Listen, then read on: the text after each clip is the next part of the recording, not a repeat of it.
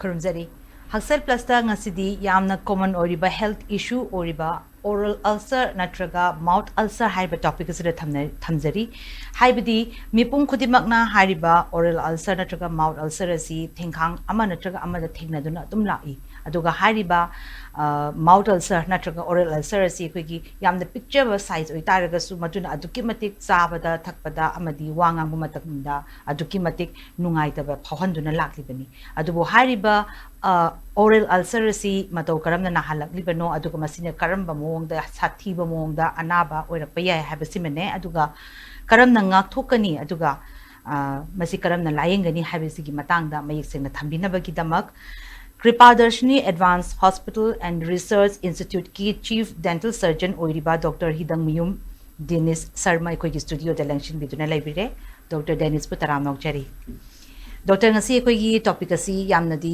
common di oiba aduga yamna su line su dum lokthok ba haitare myan sina dum irai na su dum treatment tawduna su dum phaba ya gi adum su oibani na adubu hena doctor dagi khangningi basi ulcer si karamba type no haibadum su lakadori bani adubu ahambada oral ulcer si kari na bas mahan tham some magi definition type ta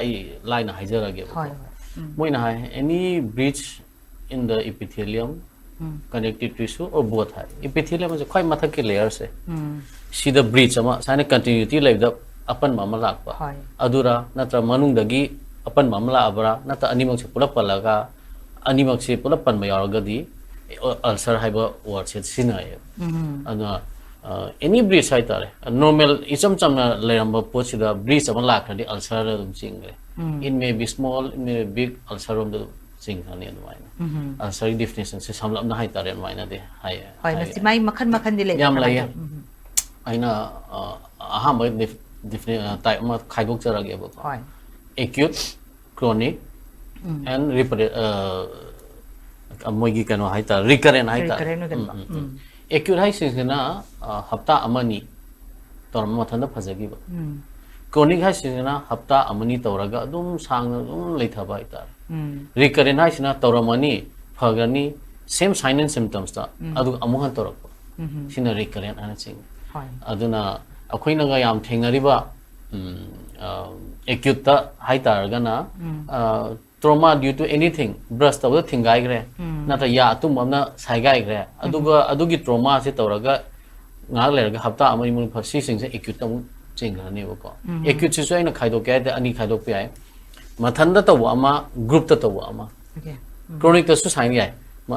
sing solitary hai ba amne cluster hai tar moi group oina sega group oina to ama ne aduga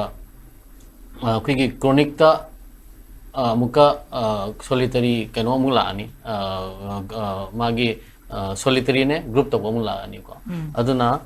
acute jesita kon yam toina thenga jaba hai tar di herpes stomatitis hai bam laira aduga herpes zoster am laira ni common oibadan aina haije herpes hai sidi khoi me herpes na ta to nai dana ko ana herpes hai sina moina gawain to ge da moiche mahi han gal mahi hala pokhaira kanda torpa ulcer singsina viral ulcer herpes dom chan akhina atopa common oi yam common oi ba mioi ba yam common oi ne sina ephthus ulcer hanam khangnai ko ephthus ulcer sina hafta amani toramaga han mahidi haloi maina aduna akhina doctor mark chapada causative se kari cause no oi doino adu matuina treatment plan to doini ba aduna mahi han gibra han dabra mahi halagadi mahi hala pokhai bo itadi aduga na ba yam helagadi sige se akhina viral on chala mahi han daba just trauma am tawgre burst taw thok pada thinge kanong thi trauma ado khoju yengai patient se magi traumatic issue leibra hana ko adu oiraga namuka traumatic ulcer na chalani ko amaina icham chamna amani de khaido pe recurrent hai singsina herpes ka hojiki aina haijariba kari ephthus kis de mabani se recurrent number 1 but akoina diagnosis ta ita misunderstood tawba herpes tawra isina viral na torpani ephthus ulcer sina infection normal but magi di cause se asing badi khangde tabu any due to tension loba to saloba toma angang pi nge tawgala chawra tawgidaba but akoina cause to hangdabida kaino akhoi efthas tu da viral gi hidak piru dia pote okay samna har da koi kaino ma sai ba matam da su dum chik thak ba matam chik thak adu gi duna akhoi traumatic ung ching doi ne ba aduna efthas ulcer si so trionium khai do apik pa cho ba hai tare major minor hai minor action 5 mm pi pa 5 mm saw ga minor mu major ung ching nge adui du da akhoi na yam chaw re koi re phatre hai na akhoi na viral hidak thara de henjan gi ne ba and we need to know the exact cause kaide hogi bano hana aduga chronic sida aina amani paning ba mana khoigi isamam ganna ba tb gumba na ba leprosy gumba na ba ade hiv gumba na ba sigumuna so ulcer se chinda phongdo hal adu yeng ba amchang fajana mun diagnosis amchang kaino da khoina ulcer ne na ulcer gi hidak pirani pira suma phate hadi doctor should be alarming any unhealed ulcer se hafta ahum mari de unhealed odi doctor nak chatlo hai okay howziki doctor na habi base magi kind of treatment se causative se education cause ki matung inna treatment se tata do ine ba adu hoze habi ba doctor na acute amane chronic amane recurrent ne habi sa sige home se akoi yam common no ina tawri si acute keno se acute ka akoi recurrence ahanjana taw kani efthas ulcer se ma tawgalle angang da dum tawgalle recurrent hai sing sina akoi gi hojiki herpes ki se herpes se moina kai ha ge da tawrani akoi na antiviral drug su charani antiviral molon su tairani then moina ai se akoi isa gi genically ganglion trigeminal ganglion ga na hai adui moi lot la latent oina lei hai aduga any infection tu bo khotpa tension tor amka phudorakpa aduna herpes hanjan tawnai se maram lai tabi aduna sigum bosa recur akoina yam common oina thena badi aduga common oina mabuk phaba ulcer haigadi si ani hoi sida mabuk phato lai ko akoi herpes zoster ai sing na isa daga yam sokchang raga khut ka soktana khut ka thangnam da ba muscle ga sokpa su lai six is mabuk phaba rom da chingre adu mabuk phatam song lai re ba ulcer sei sida amung phata ba haragana sum traumatic ulcer nga sagi pot amana sum thilame adagi mioi ba se ma se immune handara paduna kona phatta ba kogi oral squamous cell carcinoma hana on am lai adu sina kwai mu phat adu gi di 90 to 95% of oral ulcers se oral squamous cell carcinoma okay adu gi phatta ba ulcer hairaga mabu phatta ba hairaga di in that time ko se cancerous ko boy yes cancer re adu oral squamous cell carcinoma hairi ba ulcer se to oil re me ba adu mabu phaba da 90 to 95 oraga na efthas ulcer oigal adu mathan phajagi ba treatment tawgera tawraira hoi na ringai di chaba khotpa loi sin ma khotpa am tawe thupu khotpa tawni tawbu mabu phaba ni na madi mathan dum phajagi ba nai adu angang gi growth loiraga magi hormone changes to kan to galli adu mathan phajasina mabu phaba hai gi tare hoi aduga hojiki mabu phata ba atai aduga squamous cell ga tawga tar yam sando karle ngak ka se pura tangkhai ga khai na ka ko ka adudi magi hojikan di science field se yam chawkhalam ni na scan ga tawdana kai sando e lymph node sando pura adun charu ga ka khot yam yawe tawo diagnosis is the main key so phalaktre hafta amani so phalaktre haidi hafta mali manga so phalaktre sum hengal le hai ta di doctor ma chapi raga diagnosis ama to ham changi okay sisina akoi gi hojiki mabu phada problem se la mabu phada la ta aduga hojiki doctor na haibi bada cause ki magi cause factor se khabadi lai gre ko aduga atopa amada na koina hangjaningi bese stress kumba aduga sumba stress depression leiba tension leiba sugumba de sudum thokpa se leibra ma se cause koi manipur jam thengai koi gi autoimmune ching station autoimmune na tension ungsan ami khatna re adagi punare mina dhamka torame haiga phudor pa tension so ulcer so lai okay aduga siguma se positivity laite ado recently koina article science kar laina da hepatitis C ga mari laina su thole siguma se aina samlana haina koi lichen planus kawe lichen planus se ma chu type se khar lai gre but ma autoimmune oi bani na isagi immune sina isagi cell attack tawjara kan tholak pane aduna sigi yam common oi bani ko ina hajai se adum every second third person da imungo oisandre la ani ba adu oisandra kan da aina ma tension lobi bra baba tension lobi bra hoi isa gi tension la adu di oisan giroi na tawraga adu gi isai tension duna autoimmune factor maram oiraga ꯐꯨꯗꯣꯔꯛꯄꯁꯨ ꯂꯩ ꯂꯥꯏꯀꯟ plan ꯑꯁꯤ one of the most ꯀꯃꯟ ꯑꯣꯏꯕ ꯑꯗꯣ ꯈꯖꯥꯏ ꯃꯅꯨꯡꯂꯣꯝꯗꯒ line ꯂꯥꯏꯟꯒ ꯆꯦꯟꯀꯅꯤ ꯃꯥꯒꯤꯁꯨ ꯑꯐꯕ ꯐꯠꯇꯕ E ꯊꯣꯛꯄ ꯊꯣꯛꯇꯕ stage ꯈꯔ ꯂꯩ ꯌꯦꯡꯕꯗꯗꯤ ꯈꯪꯉꯦ ꯑꯩꯈꯣꯏꯒꯤ ꯋꯤꯀꯥꯝ ꯁ꯭ꯇ꯭ꯔꯥꯏꯑꯦ ꯀꯥꯏꯅ ꯍꯥꯏꯅꯩ ꯂꯥꯏꯟ ꯂꯥꯏꯟ ꯆꯤꯡꯗꯅ ꯑꯗꯨꯅ ꯑꯐꯔꯦ ꯑꯗꯨꯝ ꯑꯗꯨꯒ ꯌꯨꯅꯤꯂꯦꯇꯔꯦꯜ ꯕꯥꯏꯂꯦꯇꯔꯦꯜ ꯑꯣꯏꯔꯛꯄꯁꯨ ꯌꯥꯏ ꯕꯠ ꯃꯥꯁꯤ ꯇ꯭ꯔꯤꯠꯃꯦꯟ ꯑꯦꯛꯖꯦꯛꯇꯤ ꯂꯩꯇꯦ ꯑꯗꯨꯒ ꯕꯠ ꯍꯧꯖꯤꯛꯀꯥꯟꯒꯤ ꯇꯦꯁ ꯇꯧꯕꯗ ꯍꯦꯄꯥꯇꯥꯏꯇꯤꯁ ꯁꯤꯒ ꯂꯩꯅꯔꯝꯃꯕ ꯍꯦꯄꯥꯇꯥꯏꯇꯤꯁ ꯁꯤꯒꯤꯗꯣ ꯇ꯭ꯔꯤꯠꯃꯦꯟ ꯄ꯭ꯂꯥꯟ ꯇꯧꯔꯒꯗꯤ ꯑꯗꯨꯒꯤꯗꯣ ꯍꯟꯊꯈꯤꯕꯁꯨ ꯌꯥꯎꯋꯦ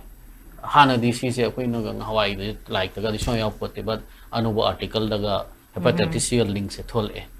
ꯑꯅꯧꯕ ꯐꯖꯅ ꯊꯣꯛꯂꯛꯑꯦ ꯑꯗꯨ ꯊꯣꯛꯂꯛꯑꯕꯅꯤꯅ ꯑꯩꯈꯣꯏꯒꯤ ꯂꯥꯏꯀꯟ ꯄ꯭ꯂꯥꯟꯅꯁꯀꯤ ꯇ꯭ꯔꯤꯠꯃꯦꯟ ꯄ꯭ꯂꯥꯟꯁꯦ ꯈꯤꯇꯪꯗꯤ ꯂꯥꯏꯔꯛꯑꯦ ꯇꯧꯕꯨ ꯄꯨꯔꯥ ꯀ꯭ꯌꯨꯔꯦꯕꯜ ꯑꯣꯏꯕꯃꯛꯇꯤ ꯅꯠꯇꯦ ꯑꯃꯨꯛ ꯐꯒꯤꯅꯤ ꯑꯃꯨꯛ ꯍꯧꯔꯛꯀꯅꯤ ꯐꯒꯤꯅꯤ ꯍꯧꯔꯛꯀꯅꯤ ꯐꯒꯤꯅꯤ ꯍꯧꯒꯠꯂꯛꯀꯅꯤ ꯑꯗꯨꯒ ꯁꯤꯗꯩꯁꯤꯗ ꯑꯩꯈꯣꯏꯅ ꯆꯦꯛꯁꯤꯟꯒꯗꯧꯕ ꯑꯃꯅ ꯃꯥꯁꯦ ꯂꯣꯏꯅꯃꯛꯇꯤ ꯀꯦꯟꯁꯔꯁ ꯑꯣꯏ ꯍꯥꯏꯕ ꯅꯠꯇꯕ 1% 2% ꯑꯥꯔꯇꯤꯀꯜ ꯈꯔꯅ 0.4 0.3 ꯀꯥꯏ ꯍꯥꯏ ꯑꯗꯨꯒ ꯑꯗꯨ ꯄꯥꯔꯁꯦꯟꯁꯤꯅ ꯐꯠꯇꯕ ꯀꯣꯟꯅ ꯑꯣꯏꯔꯛꯄꯁꯨ ꯌꯥꯏ ꯀꯩꯅꯣ ꯁꯤꯗꯩꯁꯤꯗ ꯏ ꯊꯣꯛꯄꯤ ꯍꯥꯟꯅ ꯇꯥꯏꯞ ꯑꯃꯒ ꯂꯥꯛꯑꯅꯤ ꯈꯔ ꯁꯥꯊꯤꯔꯛꯑꯀꯥꯟꯗꯗꯤ ꯆꯦꯛꯁꯤꯟꯕꯤꯌꯣ ꯍꯥꯏꯁꯤꯅꯦ ꯑꯗꯨ ꯆꯦꯛꯁꯤꯜꯂꯒꯗꯤ ꯕꯥꯏꯞꯁꯤ ꯇꯧꯕ ꯑꯃ ꯆꯪꯉꯛꯑꯅꯤ ꯕꯥꯏꯞꯁꯤ ꯇꯧꯕꯁꯤꯗ ꯐꯠꯇꯕ ꯑꯣꯜꯂꯤꯔꯥ ꯑꯣꯟꯗꯤꯔꯥ ꯍꯥꯟꯅ ꯑꯃ ꯌꯦꯡꯕꯁꯨ ꯌꯥꯏ ꯀꯦ ꯁ꯭ꯋꯥꯏꯗ ꯍꯧꯖꯤꯛ ꯗꯣꯛꯇꯔꯅ ꯄꯟꯕꯤꯈꯤꯕ ꯍꯦꯄꯥꯇꯥꯏꯇꯤꯁ ꯁꯤꯒꯁꯨ ꯂꯤꯡꯀ ꯂꯩꯅꯩ ꯍꯥꯏꯕꯒꯤ ꯄꯣꯠ ꯑꯃ ꯂꯩꯔꯤꯁꯦ ꯁꯤꯗꯩꯁꯤꯗ ꯑꯃꯒ ꯑꯩꯈꯣꯏꯅ ꯗꯥꯎꯠ ꯂꯩꯖꯕ ꯍꯥꯏꯒꯗ꯭ꯔꯥ ꯅꯠꯇ꯭ꯔꯒ ꯃꯤꯠꯁ ꯍꯥꯏꯅ ꯂꯧꯒꯗ꯭ꯔꯥ ꯅꯠꯇ꯭ꯔꯒ ꯃꯤꯁꯀꯣꯟꯁꯦꯞꯁꯟꯁ ꯍꯥꯏꯅ ꯂꯧꯒꯗ꯭ꯔꯥ ꯃꯁꯤꯗ ꯑꯩꯆ ꯑꯥꯏ ꯚꯤ ꯑꯦꯗꯁꯀꯁꯨ ꯃꯁꯤ ꯂꯤꯡꯛ ꯂꯩ ꯍꯥꯏꯕꯒꯤ ꯄꯣꯠ ꯑꯃ ꯂꯩꯔꯤꯁꯦ ꯃꯁꯤ ꯑꯩꯆ ꯑꯥꯏ ꯚꯤꯒ ꯂꯤꯡꯛ ꯂꯩꯔꯤꯁꯤꯅ ꯑꯦꯅꯛ ꯑꯅ ꯍꯥꯏꯅꯔꯦ acute necrotizing ulcerative gingivitis 하이네 마이세. 시제 시게 ulcer시나 거기 야리가 야리가 사는 자가시 뿔랍 낭상 상강을 아니 해기 행보다디 시 미수 브러스 tꯧꯗꯕ꯭ꯔꯥ hygiene ꯌꯥꯝ poor 어이브라 까나 거야 데 poor hygiene도 ꯊꯦꯡꯅꯩ immune handle but most of the time enak haiba ulcerative gingivitis 하이리시디 HIV 가 link 어이. Okay. aduna sigisu yengbada doctor na experience laibiradi he magi ulcer khulai se sign tawi pulap pa yari mathak sangna laigagadi HIV test tau thu positive lakadami yaw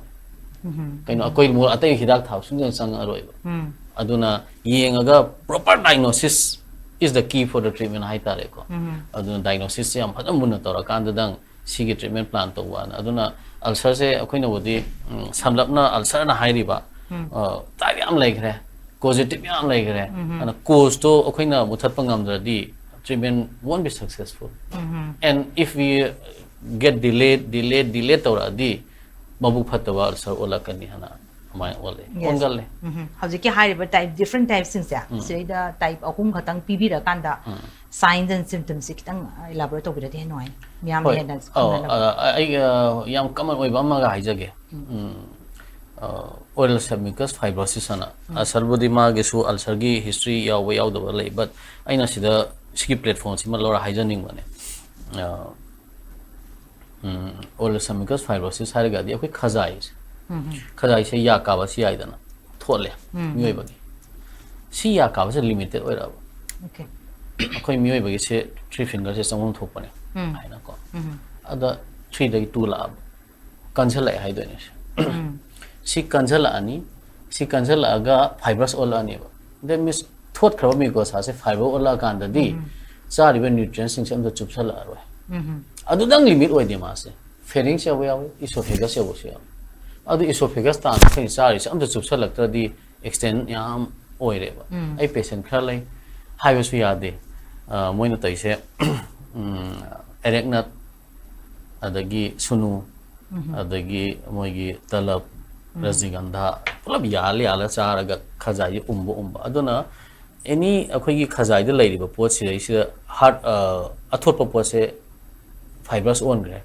ola kanda di akhoina syringe sign thingjan ma ta syringe sign ling ga like is so fibrous aduna initial stage da di injection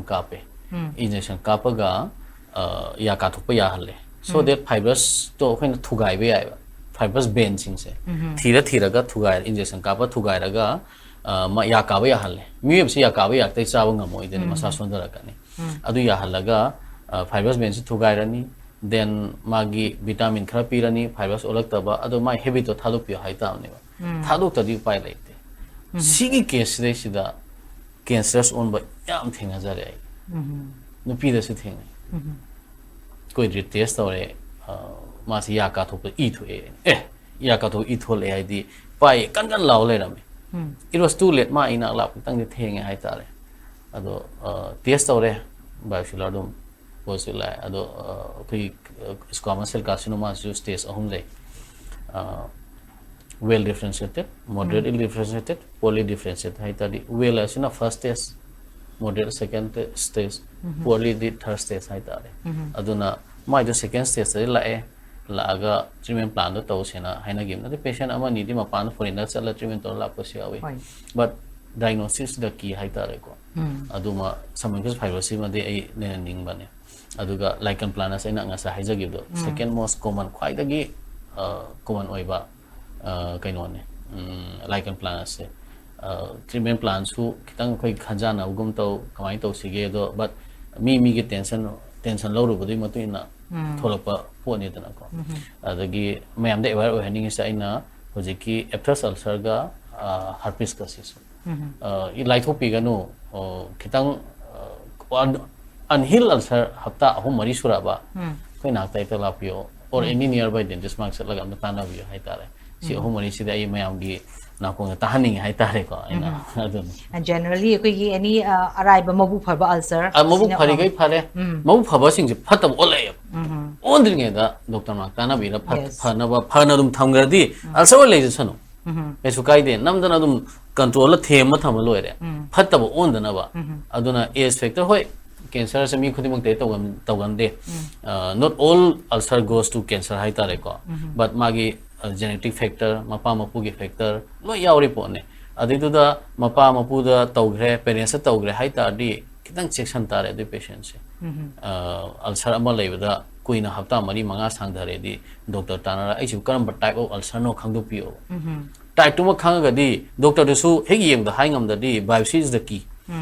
tisu matem kani tisu do tharani result la kana sigi se sini kam wani ngai lei te ana lai ga di masu makok to tension le ni henjel roi mi je ko ki piece le di loin piece ni da aduna sai stress tension de su thoge ha ma le ni da aduna hafta mari manga sura kan da di ai di diagnosis to handing for the proper diagnosis am pa ma okay the right time for healing akoi gi ulcer si gi mai gi last to the timings duration se not more than a week ti oi dui ni ba sina cell healing ne ba ko but 4 weeks 4 or 5 weeks yok sala akoi gi common no ba ulcer unhealed normal ulcer di 1 to 2 weeks 7 to 10 days normal it should heal okay or 10-15 days ambosi ay immune kitang sonja ba halaman oi daga na but it should heal by itself amuk tawra so different place tawta adu wani ngai leite khazai da si tawre mathang tawpa si tawre hong tawra ga di kesu kai de but same place ta unhealed adum leida ba 4-5 weeks hura ba sai so kitang hengala ba adu di section view je matam ri akoi doctor se consult taw da ba ya dare yam lai isam jamna samru su leida ma su chaw thura di phato le ha dune samane ulcer na yamung da lei chaw ju thupe thupaga akoina lai thopi ga no haiwa ni da lai karino do exact khangmina di sidi mau phaba ulcer ni kem taw roi har ga dum lei ga su dum doctor ga marak tanar ga phone da bok tanar se doctor na si ai jo dum thai si da ke sabi ro si da ke tai bi ro phani ang phagi bi yawe but mau phaba ulcer oi ge di phai phat ta boi ra ga di theng ga di khu pai leite ba aduna ulcer se lai thopi ga no haibe wa ka aduga topa diet kumbana di na se trigger to go kumba leibra doctor mai na be diet hoi mi chaba chana da ba gumba khale but not all ulcers are related to diet although mi se chaba da khota ba allergic oiba allergic condition ga su relation leiba lei allergic condition sing sida man allergy oiba hidak cha di allergy oiba cha por kanam cha ro adu edi akhoi body se immune body su ngakthok na honor to ni na ngakthok na ma se sign ang di pira kan ba it may be ulcer also negi akoi gi seasonal gumba sigumba ta seasonal so lai akhoi winter season sing ba akhoi summer lakpa adu season da su hot cold sing akpa da su sinus ki mi se sinusitis su season sing ba nu sin ba nu ngai te ha ba dong na ulcer tawgan ma mi se tawgal le adum sawla kani patient se tawgal le upai leite molom do adum hafta amani phagini but patient su khangna phalak tre hadi section ba mathan phajabi do ne hadi adum harauna lei kai suka ya de molo ngaki nini hafta ama duda dum thuppa dudi week am dum phagrani adu ko na phataba sing dum tanna loire but ayam di loi phagale MD कोई seasonal ulcer और बेसुदम लई अदु मासे मथंदा दम फबा के ने अदुगा याम तोइना दी दम थोकन बा मेंदा दी अदुगा फबदी दम दी फगन अदु स्टेसिदा इन ngasai amka hijani ngise एप्थस का हर्पिस का ओके इसिंग मही हालमरा हालमदबरा मही हालमबा अल्सर दुदा फगिबा तारगा फगिता सो मही हालगा पोखाइरगा अल्सर फॉर्म तौरिनी दना अदुन वायरल न तो हनमनेबा अदुदा अखोइना एप्थस की इसम जमुलम तैरगे कानरोइबा एंटी वायरल हम तै तारे मागी हे पेशेंट हिस्ट्री म हंगदोइसे अखोइना सोंगी से मही हालमरा हालमदबरा अदुग मही हालगा तौबसी हर्पिस लेबियालिस याम कमन ओइबा अल्सर ने सिदा चिमा निमान तौरानी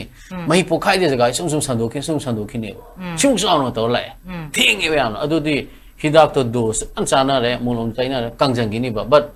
डॉक्टर दुना खंगदबिदा मोलोम इसम चंबा एप्थस अल्सर गी तैरदी काना दि सुम हेंजल लैदना अदुन डायग्नोसिस द की हाइता कमाइना होगिबनो जस्ट पिन्न थिंदलुबा अल्सर दुदा आइना भाइल तैरम काना रोय अदुना मागी हाउ इट स्टार्टेड अदुगा खंगबिरदी ट्रीटमेंट प्लान याम लाई हाइतारे cost factor se aduga koi home remedy gumba magi treatment ji karmai home remedy se akoi gi halaman la ko sia koi da so ina hajab da koi yaingang se yaingang aphabada ising da khayara tha pana tengthopio hai na okay yam kana turmeric se antioxidant ki ama yauri any ulcer gumba halama hidak lei ngamjada ba adu do idi yaingang tenghanni yam kana ga ising da normal water but yaingang do aphaba aseng moi tare ayam anta ba cold water ise pan tenga ga no ayung dang teng ba mana ulcer do na phawrani na phawraga it will help in healing process ang di help oi home remedy da yang khwai phaba ulcer ge de adu ha okay aduga koina pharmacy gumba de ki keno say doctor da consult out ngai da chalaga lawbo khop su dum lai na sigumba si da kari on counter khoi gi hidak on counter lawbo hidak sei sida ne patient am line ma haija ho ge so ulcer to sida yam na ba ma na da ba ma na ta mai halam ba halan do ma na doi ne ba aduga doctor pharmacy ma la kan da mana pharmacist khangwe ulcer gi ne na moi adum khoi gi chlorhexidine gel mo pigalle antibiotic yaw bo ko adu normal ulcer de na phagrani but adu ephthas ulcer adu kaino herpetic ulcer di phoroi herpes no to ulcer di phoroi adu di sandor pe hela sandora kani ana guli ga chana ni aduna phatre haita di mahi halam boiram ta di amtang doctor tana wi haita okay adai the treatment di legada bani na treatment lei ado sathiba ulcer amta di na te si se mau phaba ulcer ngak tani na hoi oisan matam changni sandokini aru herpes zoster go ira di kitang khoi gi body movement ga khud ka sokhra di body movement khud ka thang pangam do yaw patients yam koina kitang thengi ta di saina mo ko tor thanga pe yaw ai ki ai gi ma dan su to re thengi jani ma se khanghau da ba ado idu da zoster herpes zoster ira me ma se virusa zoster hai mai to hali pochina adu maina khra sathi ba pochi yaw galle adudi antiviral drug umchana re molom taina re adu hujikti phare tabu phatabdi ongi de tabu adu matang de patient no wa ga wa chang do khadi handani da hoi na ba ga wa adu doctor swai da ngasai gi common noiba ulcer yamna dangerous orui do ba doctor na hekdam to ba mabu pa ulcer se sigum oi bane hairaga su mai gi sometimes symptoms se lakuma matam da gi comes along with fever gumba sum hek lakpa su thingja ba sigum matam se di karamain to gi angang daga tause fever ta togale aduga laina atopa amani daga ulcer ga fever ga punna phudok ni na ba yaw akoi gi khajai daga pumaga fever ga phudok ba yaw ba adudi magi cause to yengaga karamba type no tore ise ado adugi matung ina dom ngai raga phagi ba sum yaw ado hauna san sige se adom fever ga ulcer pun mas yaw like for example koi ai nga sai ju panja ki ba auji ki ulcer gumba se hepatitis C da su link to ba lei ha ba gi le to HIV da AIDS ka su link to ba lei si matam sida infant ama da narapada angang macha ama da narapada ki mother siri da ju gi HIV affected patient gum oiram ba ta re ka ti Madugi chances kari kari adum basu labra risk factors ikramain thambe hai. Hoi, mothers should be careful. Hojikandi angang de mama launa dana bo kano su lai na ko. But ma na feeding gumba tauta su ma careful oitare adugi dudi doctor ga tanaraga adugu process to phana chathaba ma kana ni kaino da angang sidadi positive oido angang du da positive oi mama na di kano to haning de hojikandi mama positive si masa positive oido ya moina treatment plan do parents na gyan tabiradi plan ta horaga angang do safe oinum thambiba bottle powder gumba dum pithasu kaisu kaide na ko but magi imwang mo da effective ta ora dana mama dai macha da launa gi drabne launa gi bo iradi padan thenga jare Okay. ai matam khara jenim su ta jara me adum hapta khudinge lakpa maya ka thu mai card pai moi gi di ART cha bani na card to pai angang masak khajau su yawe nungai ti yeng bada ado moi gi positive ne ba macha nupi mcha nupam cha pram la angang sing si ba ado upai di lai to khu symptomatic treatment to tha do e positive oi ram na ka as long as they live when ART charing ai da adu enak che dum thoi adum thoi moi he gi budum khangi Despite awareness mayam lai raga so sigi se dum lai thenga jar e nungdi nungai te but still akoi Manipur su lai aduna ki pregnant mother da or na tragal lactating mother da so sikum base yamna awareness pi draga di ko pregnant mother da pi tare moi delivery time da ne angang da sandana ba kan lai ye ko adugi kano safety precaution da lobira di angang da safe oin angang da kem khangja phote da na akoina nara kan da khoina lakpa phudura kan de moi di chawra ka chai manga turuk school dress set laga moi cartoon pai lak chai ai ngai ta si di but infected oiram na khoi symptomatic treatment toraga magi ART dom cha hala mai nu thadoi but penes na gyan ta bi tare ade matang da okay asi ekoi gi viewers in cinema si yengbira kanda hen association gani habi ke dugi thaja bedo thamjare duga topa mana ulcer the different types of high grade doctor na habi beda atuga magi viral infection the so dum thopa lei habi ki porama level na the stress su lei haide adu na swice lei da tongan ba ulcer lei bi singsi masi contagious oi riba haiba ki por atuga karamba na oi habi su kitang khangjani contagious oi ba se akhoi gi kaino hai tare isagi manung dai tholapa ulcer gum basidi as a suppose aina example hizer of the tuberculosis ko tuberculosis se ma je contagious from the khara di ching ko ma se oil manifestation ulcer in thoi haibe wa khatani but other symptoms thoi ba ma sa tuberculosis TB na ba mi amgi ma body manifestation atai su thoi adu gum am dai re adagi leprosy da su oil manifestation se also in thupa yawe vesiculobulous lesion han tonga ana magi group ama laigre sidai sida akhoi gi system da akhoi saman gun na ba sing sina oral manifestation da also in thupa ya pura yam laigre adna proper diagnosis se blood test oraga kai tawba my history lawba ado contagious oi bhai di adu if not isam chamna yam common oi bla contagious oi bhai ta di herpes ke se herpes kisidi droplet to mahita ta dum launai mai sai mahi hal mahi hal ni pokhai ni mo sandoni sandoi jaga do laujai launai adui mahi do mingo ta launai cha song lai do ni but mainly ma masamang dum launga jai hai tare saina san ba yawe ano contagious oi ta de adu da la admaina tarakani natradi aina haijariba akhoi gi TB oriba adagi akhoi gi syphilis kumba hai tare ko adugumba singsi mangare akhoi gi almost modi atai su thoi po ni atai thona oral manifestation thoi adai da magi su contagious oi ba khara launa re na ta khara launa hai tare ado syphilis ka su lai adu su lai launa ba lai ko athena ba tor launai but aduna manifestation da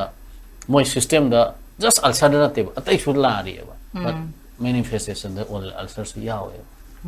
adu si sing sina tongan ba group amna chingre akhoi chronic kuina torpa disease in the chingre but moi sing sigina moi gi laina do launa kan da ulcer mu thola kan hai tare aduna loina mak eta launa ni habi su leite adu ma diagnosis se doctor na sai thambudi khara bodi pandi gre adu bu hai riba tongan ba lai riba sing sir kara maina diagnose toraga masina arrive port oi doino aruba oi doino patient history hai ta quite fast okay koina patient koina lakpada history hangbiba kyam kuire koina hogi nabra nadabra nasa ate ana ba leibra khotbra hana but history lord diagnosis dungame almost all of the diagnosis will be done provisional diagnosis for the tarni ulcer sathi na laba adu di akoina biopsy am tawrani adu matungda biopsy is the last hai tare ko aduna akoi conclusive diagnosis ne adu da tani ba but isam sabal ulcer di mathana phajar di biopsy darkar leite len doine dana mate ama lelani om thana doine ba phataba ulcer daga de khoi lena thai but afaba di len mathana oisan jagi hai tare aduna history ama lawrani duration ama lawrani ade magi masak yengba su khang olescoma cell carcinoma sidi ma se cauliflower type ye tai khoni yengba yari da covid Thangjam covid type to ko almain uye ba adu hek uradi diagnosis tha dige isu patient ta diana haidok te mala su until unless confirm oidege di patient ha hyam luye patient ti haita e adu na wa mogi yam lui adu patient ta khoina haidok pa su yam bu naina adu go patient ti hana biopsy tawjarage adu mathang unas biopsy the result la su aina phone tawrani tawraga mathang la padi amani pubiro hana patient se matai phamalani moi mi da kausalaga sang sang tawre si stage ta lai treatment yai sidi sida tawna phani sida wona sign taw bi hora ain tawraga haina kanda patient to da kona khangan ba na tadi patient se direct hire di moige psychological mental breakdown to bosi awe ado treatment do phan gai tadi we should go in positive approach side ta yam da kale generally karamba treatment di oikan nge magi can be squamous cell carcinoma se magi stage tong le ani aina sai stage om haija bodo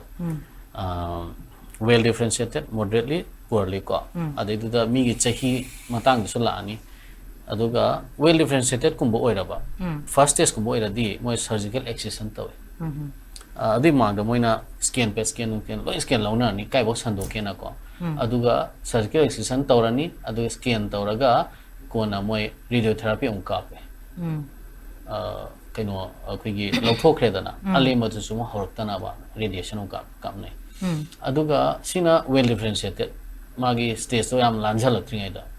kitang henzala khre sathi stage yore patient to masa sole hadi they just go for chemotherapy or radiotherapy no surgical intervention khotha da bi adum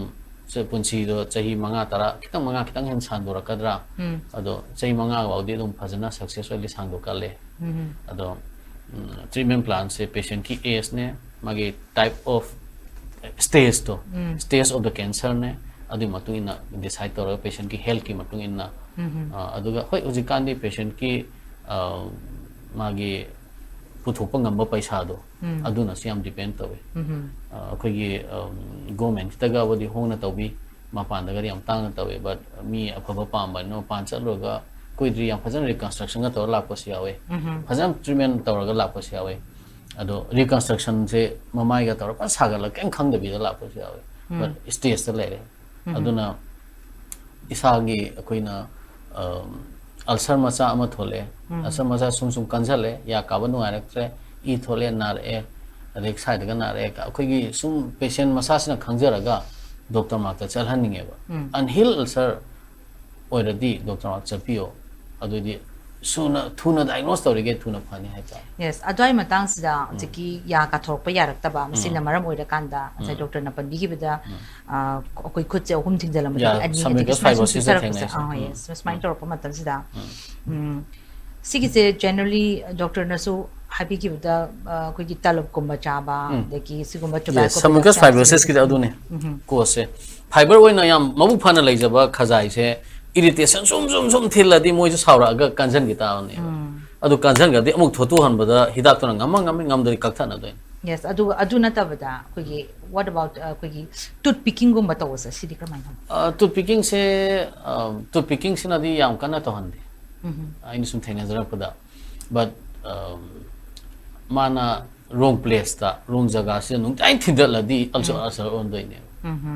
tooth picking se mana phatab dang lauthok pi re haidi up to that extent ba but if he or she is injuring the gums yari do thidar po ita di adu so ulcer thola ne adu so unheal oira di sum phato alak to ne if his or her parents have the history of any disease or any carcinoma history later of any kind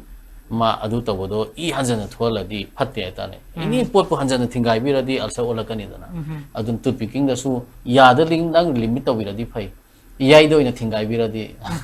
aduna phato dum olakani phata bai tare ulcer olakani ai tare ulcer du da man to dum phajagini aduna ai sene koina yam controversial oiba pone soma se carcinoma ina som thiga charapada hygiene se yam phata ba mi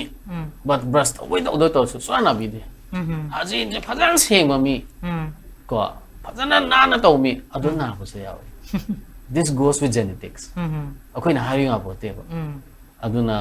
yam controversial oi akoina thesis kai tor pada kupna par pada di genetics lai re salivary factor lai re mi khudi mak se saliva mana de ba tin kharana nangi kharana pai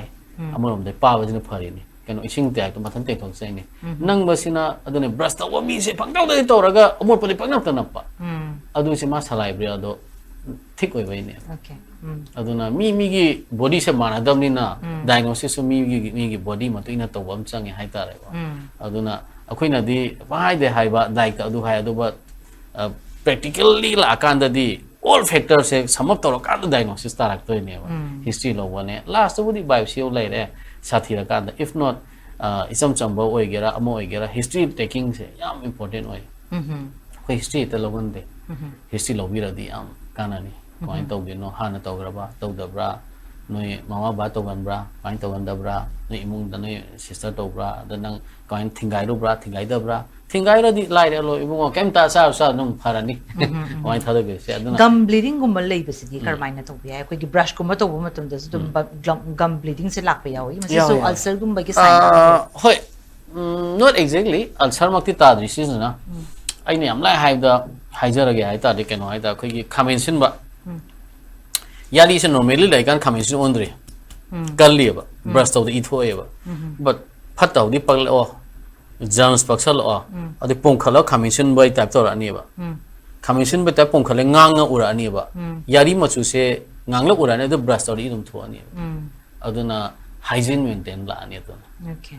not any other thing hoi ngasai ge assertive disease ena ganam lai gre magi so manifestation ina HIV na ba no yause haido but normal people da gum bleeding di kemwani ngai leite akoina cha amot papak pra infection to bra cha gi ba kenom pa lai bra adu yari pon tho ga brush to di thok pa du di phatab seng do pira dum phani okay adu doctor nama hoji pan bi ki beta diagnosis or natraga magi symptoms kumba sigi geng pa matam da history lo ma su matau tai ha bi genetically genetically lai no ha bi ke tum mas du yeng ha adu ga to pa ma khangjaning bi se akoi angang sing da su yam na nai hai ri ba after ulcer digi common oi bisi kuma ulcer le bisi exactly what is the deficiency hai bigi pot ama khang ma mayam na vitamin wa le kana haina ga ta to sia we ko ado aibu haijo haita di vitamin wat pale su thoro pe ai ko but what we normally do with the vitamins are vitamin B complex P nai riboflavin ga P nai it enhances the healing process only okay deficiency gi nati akhoi gi skin layer se tatle healing process to enhance to na by vitamin do na tora enhance so gi wa do to pi wa ni man ulcer to du phan ge ha na te ulcer du na hoi phan bo di sing ni healing process to han doi ni na but vitamin wat la su wat to to bo ya ba si masagi hormonal changes su lai ba exact ko se hojwa panam thik ale me am se after samam do ko adun exact ko se ta khang de hormonal changes adu da yam lai ne na but si matang se vitamin P se just to enhance the healing process yam thune heal down oi da deficiency ki na te ma gi healing process to thujal hana okay yam no ai je masi gi pose koi na so ek doctor ek na ba matam da ta ba pizza bi gadam ne ka kai adu sasalo adu na thuna bane ba healing process akoi cell gi renewal process to thura di healing process to thui da adu gi adu doctor angang da budi dum lai re ko sigi se na ba ke adu ga category da koi gi generally yem ba kan da sigi ngai gi di prone oi ge da bani habigi to mine categorize to work mapam di lai bra di mi gi mi oi besida adi sigi age category sida di hena prone oi kana actors na ha inkhalai ba angang da siam to gal chaw ga dum pha yam to gal le angang apik pana traga so apik pana to kitang ma teenager ga la ko se yam to gal because moi se moi hormone changes to rai then food habit su lei re adagi ulcer gi type su lei khoi gi angang da na hand foot mouth disease ka lei adu da su ulcer manifestation la eba adu di angang di khang de da na mo la tar pang sa san jai aduna adu gi su hand foot mouth disease su oral ulcer manifestation thoye ana angang da na adu gum reason lei re adu hormonal changes teenager da lei adum tau yam tau le but kitang adult changra kana chawkar kha dum phagan tawra re until unless trauma gum tau dadi ko nate tawra angang da yam tawgan mani se hoi ma pa tawgan bus le mama pa dagi angang lo na bus le ba dine da chamna bai ta re ko adun tawgan lai si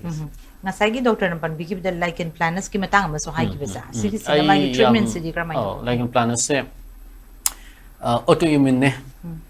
exact treatment ti laite but akoina namdhara thamadi ai lichen planus ki kaino autoimmune oramna akoina immunity namdhana hidak pita okay that means akoina steroid tharak ta steroid can be akoina molom da su thoe ko aduna magi khamdi iba magi ulcer wari jaga se steroid ka se tahalle aduga namdhara kaino tension laure autoimmune thore imina aduido namdhara ni hoi mana hepatitis C ga liner ma hepatitis C treatment plan to halani som site na akoina locally autoimmune steroid yaw hidak te han ta aduna lichen planus ki se exact treatment natra su father namdhar thamge di aduga akoina ojiki hepatitis B ma tawrani steroid te halani aduga magi vitamin bom pizarani just to enhance aduga even yangang mouthwash to aina hajari adu su yan me yai kem kai aduna doctor khara lei moina yangang ne amani yan salaga mo article khara thoe adu success oibra oidabra khara da mi khara da yam success oina oisalle hai ai ga khangna jaba doctor am sule ai nanga PG tawjarapada magi formula ne na tawe adu gumba su moina herbal dagi so same ga sam lairi but there's no definitive treatment for that autoimmune tension etalo ai torposia aduna sigi sidi namtharaga control to thamba hai don like planus okay yamna araiba yamna common noiba oi taraga su kitang tindapa or natraga kitang naba yam pik pa point oi taraga su yam nungai ta ba issue de madi oi ri ba chaba thapo de su nungai ta ba dum oi ri na chaba nungai tre ai adum sare khole haina de ana mai kling ta sala adum kano phajana nungai te lokthok pi re adoi su ma cha mani no hore kitang sum koina tawgibna ko ayam adu lokthok re adoi su magi exact treatment se sum autoimmune oi bani na ne haita haiba ngam de haita mathanda phajage su yauni my body du da lai de na ado but khara koina dum taw se yawe sangdana taw se yawe ado my type khara su la re my mau phaba phatwa type khara lai magina isam chamba khogi wikam strike line chingba aduguma khara lai ni ada e thopi type ka su lai reticular ka magi erosive kana ko aduga de onka section ta re ko hoi aduga stage da amu su panjaram ge khogi lichen planus la amnina leukoplakia na umsulai sigi sina ango bakpa yari ya khongsai side ki yari ma khongsai daga body scrape to body yada ango do pa naksal lai okay adum ngawra adum thagal lai adum ngawra pa lai gan leukoplakia si suma jo stage lai mai chu mabu pharam bade phataba steps ho lai mo phari gai di molom nung tai sando khira tam sandor e khole di mi exercise ka thana da ya de ba du si su pan akhoi kwa nung talak nu sa ba dagi mo akhoi di yari di khangjo pote do ma na thajan bi rai pot se ulcer tawrani ade do ma ulcer tawr bo to na kari olak toino do it can mathanda ken gi basu leibra mai se akhoi gi fungal gum boy di kel okay fungal size na opportunistic infection ne ma se akhoi gi isa sondhara kandaga ulcer ma cham to da ango paksal ani ba isa ga kankhala ga ulcer phara ma thanu ken jagin fungal gi di ken gi ni but fungal natra ba leukoplakia oira ba ken loi adum nappaga adum laira ni patient se ango pa sai sandora ani ba lei ma kha da su taw gal li kak that na da ya de dum ba mathan phagra phare phate kak that na bam chang mas tai aman yes asai de ge koina doctor regi kangjari base araiba pot su dum thingna ba adubu lai re na khado lai thopa si adugum to dum oiram ba adum ba akoina di yamna pin point ama na bani adum phagi ne haina su dum irai lai thoba sum basa adubu masi karam ba matam da koina doctor consult to gani haibegi pot ma su doctor na bazan thambi re aduga koi gi loshila kador ba pot tanja asila abani na doctor regi mu khangjani gi base angang oirasu ahan oirasu adu or natraga yamna koi gi chahi yamna lisal ba adum ba ahan laman jing ora ka su masai da karam mawong da oral hygiene se maintain tawgadoi no haibasi ki matang sa mathambi yam phajaba question ne aina adu haidri mang da mai jauge know yourself hai tare know yourself hai sa how is my saliva aina brush yam toraga su phato pakan bra patkan da bra ise aina sai haje se if I know myself ai ge saliva se yam thik oi re ising yam ting thopam chang ni isyam thapam chang ni ising na chari khun ting thopam chang ni hanama chang ani if my saliva is very thin kitang lai thoga amuni ting tho se keno mina tin se choi so amaro choi du phari ni thin oiraga phattaba se mana dilute toraga pichang ba yawi mathan da flush tau jai ne ba thik oi ba saliva sida di akhoi na isana joton tau jada ya de aduna khoi fast know your body know yourself adu matang adu oira kan da joton tau hawa ya ni ai aduga if I have a history if my familiar history if my parents history adu history do laita re moi sinagi ko haidi I should be very careful ai si sai si sa tokpa ai si sai si cha tokpa si sai yu thabu tokpa adu toba tokpa adu history do ai gi baba pupu do lungs cancer adu nagi adana di ai achu thapi da ba adu gi myam section mam la ani ba know yourself know your parents know your family tree adu kanda not only oral body gi section ba se la kani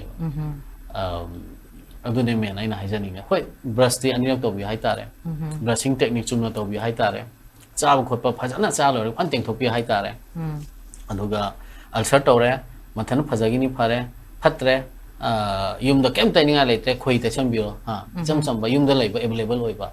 adu phalak tre doctor mang chapiro doctor na adu do autoimmune gumbo di mana doctor na pirpa molom da taida phara ani phalak chakan doctor mang chapa pharigai di sanam try to bio but aina isana ai isa bu khangjar di ai si ulcer sen witar in suder ni pa suder nga si chakke go as lai thopi ga no lai thok ta bida aina ai gi no ema ai sa je aina khangjar di treatment plan su lai ni isa su no ai ni no why self I know yourself I zik doctor na haibiri se haiba any arrival ulcer oram tare kadi common oiba ulcer oram tare kadi not more than 15 days sidegi di hena chatla roi hafta amani da yan chatlo si matam sida isa na thingna ba matam da ai gi na se karam bano haiba gi sing han gi bra han da bra haiba dum su khangdok su khangjan bi ho yes adum su khangdok lani aduga sidegi 15 days degi hendo tare kadi am sem dangerous oiba ya haiba gi dangerous mang na so it may be any other form mabuk phariba so tayam lai re ba cancer so abuk phaba lai akhoi gi aina squamous cell panjari dana basal cell carcinoma na am lai akhoi mai da sai da togal le madi amuk khol am hogan de okay mabu yam phaba ulcer ne mana mina di cancer na haina ba but magi di code khani amu hogan bai chance yam less wa akhoi na akhoi gi nose ki mathu side ga togal le ba face ta togal le do ma se basal cell carcinoma ga to tar de akhoi gi head and neck ki haita de aduna mai se mau phaba sa haita aduna mau phaba da su atopa lesion on ge dana haita first stage second stage third stage haijara ge ba sina phari bai ulcer adu dai mana khidang phalak ta bola ke haita su still treatable lai tho ga di kaino sina adu lichen plants ni sina aphthous ni sina herpes ni aduga sina ulcerous fibrosis ni nang habit to ko atalap to khoina injection ga kap tana magi muscle ga loi tholalani adu loi adu da phagra loi control ro normal life do hingba ya ani ba but if it goes to cancer stage adu my life effect or kani life effect or was not only his magi family da lai ba magi nungsi jana ba lai ba my effect or kani financially so effect or kani psychologically so effect or kani and magi hangwai lak to your family tree so effect of doing mana na gen mai jinda dum yaw gi doini okay aduna yam section han ni koi na section da will be see oral hygiene phasana maintain to ba then 15 days ki beyond chat laga ti ma doctor da consult to ba ngami ge di yum da lai yum to ba adum phajagra phatre di ए भाई इमानबो doctor लेदी सी photo सिंग थागी sign तो ले Renee है phone दो इछु चपा गम जगा if not चपीरो सो फत्रे हेंजल ए नाय गा चखल ए नत्र कनम तोरे साथी रेदी कइनो तंग अइना नाय से कइनो दि खंगबिरो सीरियस ओइना लोबी रा yes अदु लोबीरो अदु कांद दि फतबा लास्ट स्टेज की बो क्वाइ फतब दि यौर रोइदना मरकम थिंग बंगम नि ओपेना थागजरी डॉक्टर नसिगे कोई यामना लाइन दि खल्लुबा अदुबु मसिना दि अरुबा सो दुमो हेलक पे है बगे दुबा वार्निंग हाइ तारे दुबा क्वेश्चन दो लौन ना बा प्रिकॉशन लौन ना बगे तमक थबि बगे तमक तम खाना थागा पपुंग matang asida ngasigidamakta di HAKSHEL plus sinjari meeting tabiru punam pu amkana krumjaki